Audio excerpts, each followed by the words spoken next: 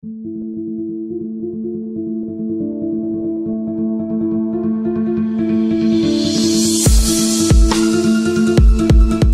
pagi bosku, jumpa kembali bersama saya Cecilia dari Pilar Mas Investindo Sekuritas. Touch your heart, touch your profit. Nah, seperti biasa kita akan mulai saja nih market review kita hari ini, Selasa 24 Agustus 2021 dengan episode India Atma.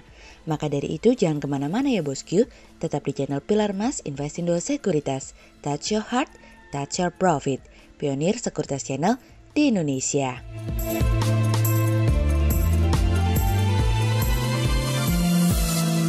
Seperti biasa kita akan mulai dari Global Economics Calendar. Ada berita dari Chicago Fed Net Activity Index yang naik dari sebelumnya minus 0,01 menjadi 0,53. Kemudian ada dari US Market US Manufacturing PMI yang turun dari sebelumnya 63,4 menjadi 61,2.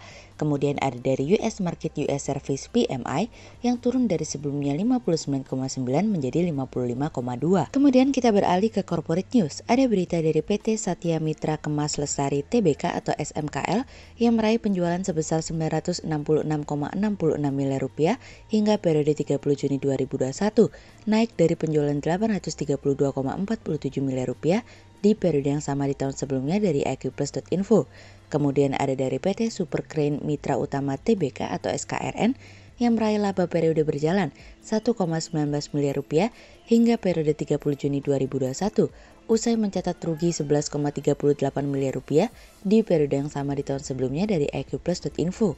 Kemudian ada dari PT Sarana Sentral Bajatama Tbk atau Baja yang meraih pendapatan sebesar 724,39 miliar rupiah hingga periode 30 Juni 2021, naik dari pendapatan 589,84 miliar rupiah di periode yang sama di tahun sebelumnya dari iqplus.info. Kemudian pada perdagangan hari Senin tanggal 23 Agustus 2021, IHSG ditutup menguat 79 poin atau plus 1,31% menjadi 6.109.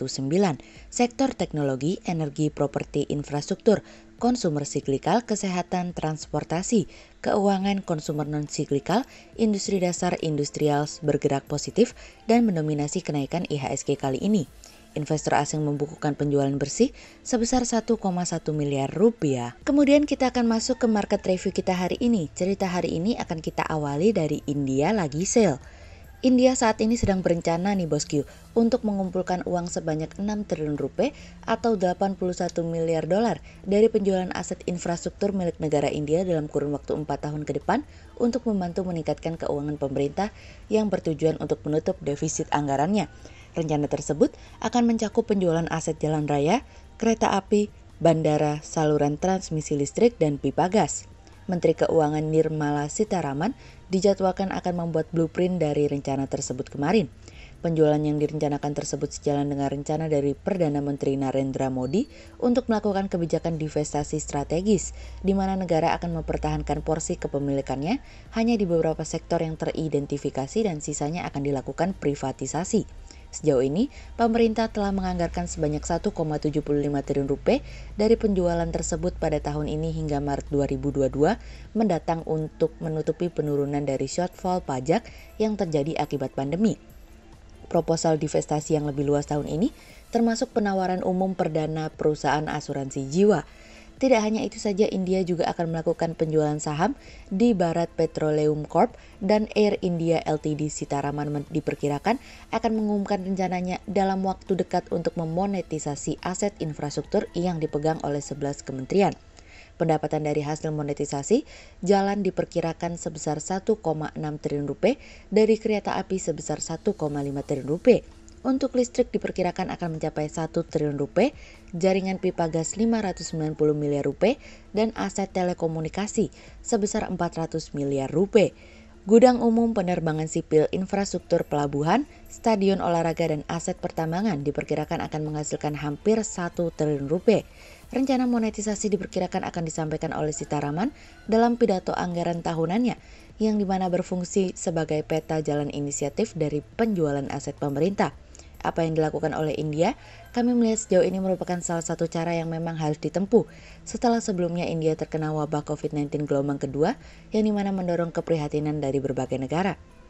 Pendapatan dari penjualan aset tersebut adalah kunci untuk mempersempit defisit anggaran negara, yang dimana Sitaraman mengharapkan menjadi 6,8% dari GDP, menurun dari tahun sebelumnya yang berada di 9,3%. Dengan adanya dukungan dari pemerintah, diharapkan hal ini akan membuat perekonomian India menjadi jauh lebih baik karena defisit berada di angka yang cukup tinggi.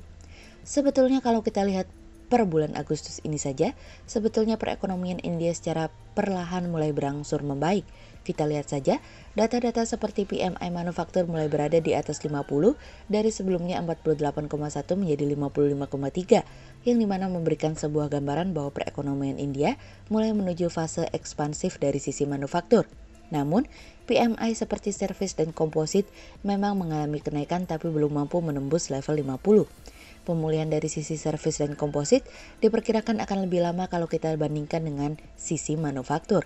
Dari sisi inflasi pun, India masih terjaga dengan baik, hanya saja memang mengalami penurunan dari sebelumnya 6,26% menjadi 5,59%. Namun, masih dalam batas toleransi. Pertemuan Bank Sentral India kemarin pun masih tidak mengubah tingkat suku bunga sebagai bagian dari kebijakan yang akomodatif. Mereka juga masih akan terus mencoba untuk melakukan pembelian obligasi di pasar sebagai bagian dari stimulus untuk mendukung perekonomian. India sedang tertatih. Mungkinkah kita bisa mencoba mengambil kesempatan ini untuk bisa masuk ke dalam pasokan global di tengah situasi dan kondisi seperti saat ini? Kemudian cerita selanjutnya datang dari konsistensi pemulihan. Kinerja pemulihan dari neraca perdagangan menjadi fokus pelaku pasar guna mendukung tren pertumbuhan ekonomi ke depan. Defisit transaksi berjalan diperkirakan masih berpotensi melebar hingga akhir 2021, namun kami melihat defisit neraca perdagangan tetap dalam level yang terkendali.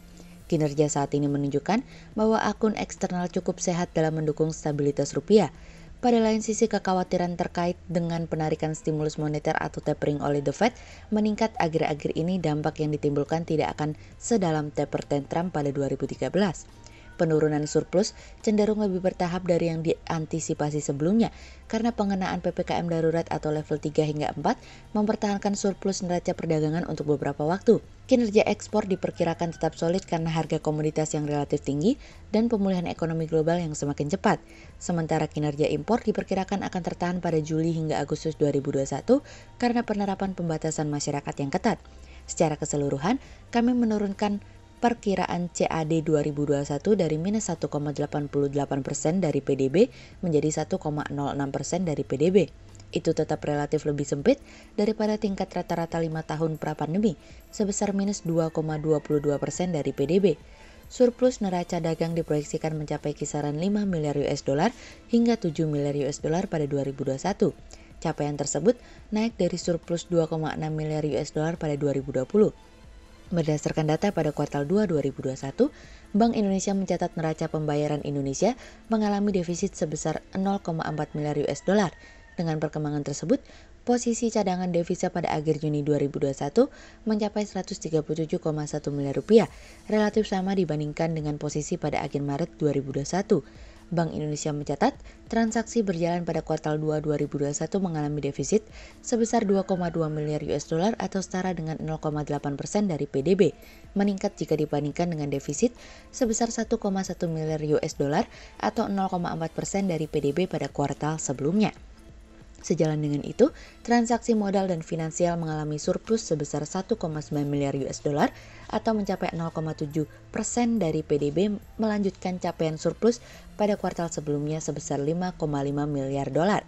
Sehingga berdasarkan teknikal analisa, kami melihat saat ini IHSG memiliki peluang bergerak menguat dan ditradingkan pada level 6.081 hingga 6.181. Berikut stock watch pilar Mas hari ini ya bosku. Yang pertama ada dari GGRM, kemudian yang kedua ada dari Wika, dan yang ketiga ada dari PRDA. Berikut dua saham yang kami analisa hari ini ya bosku. Yang pertama ada dari Cepin atau PT Charon Pokpan Indonesia Tbk per 30 Juni 2021 membukukan penjualan itu sebesar 25,46 triliun rupiah.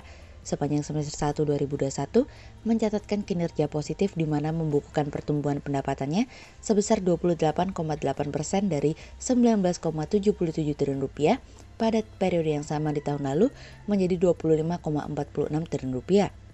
Meningkatnya penjualan tersebut didukung dari penjualan ayam pedagang senilai 12,86 triliun rupiah, penjualan pakan anak ayam usia sehari dan ayam olahan masing-masing sebesar 7,19 triliun rupiah, 1,27 triliun rupiah, dan 3,37 triliun rupiah. Ada penjualan lain-lain dengan nilai 755,09 miliar rupiah. Sehingga berdasarkan technical analisa dalam tren pada jangka waktu short term berpotensi untuk bullish dengan target 8.400 dan tingkat probabilitas sebesar 52%. Sementara dalam jangka waktu long term berpotensi untuk bullish dengan target 9.800 dan tingkat probabilitas sebesar 66%.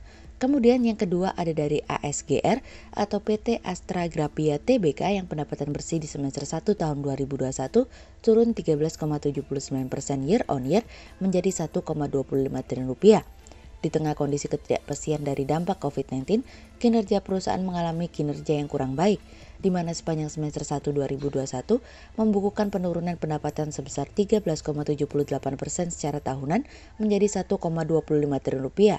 Alhasil membukukan laba bersih 18,04 miliar rupiah dibandingkan periode yang sama tahun lalu sebesar 20,93 miliar rupiah.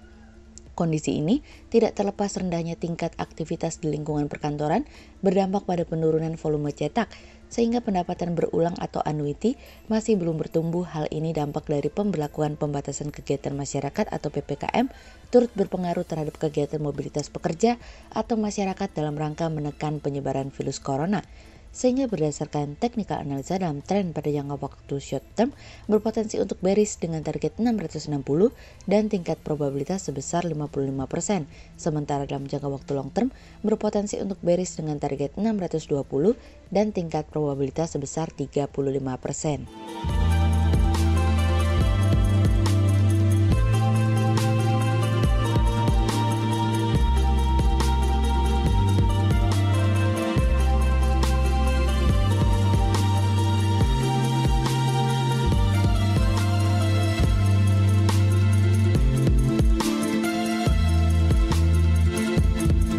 Sekian untuk review market kita kali ini ya bosku. Untuk info lebih lengkapnya bosku bisa download PDF dengan klik link di bawah video ini atau bisa juga langsung akses ke website kami di www.pilarmas-investindo.co.id. Dan jangan lupa untuk selalu jaga kesehatan buat para bosku ya. Kita akan bertemu lagi besok pagi untuk market review yang berikutnya. Jadi jangan lupa like, subscribe, dan tonton terus channel Pilar Mas Investindo Sekuritas. Touch your heart, touch your profit. Pionir Sekuritas Channel di Indonesia.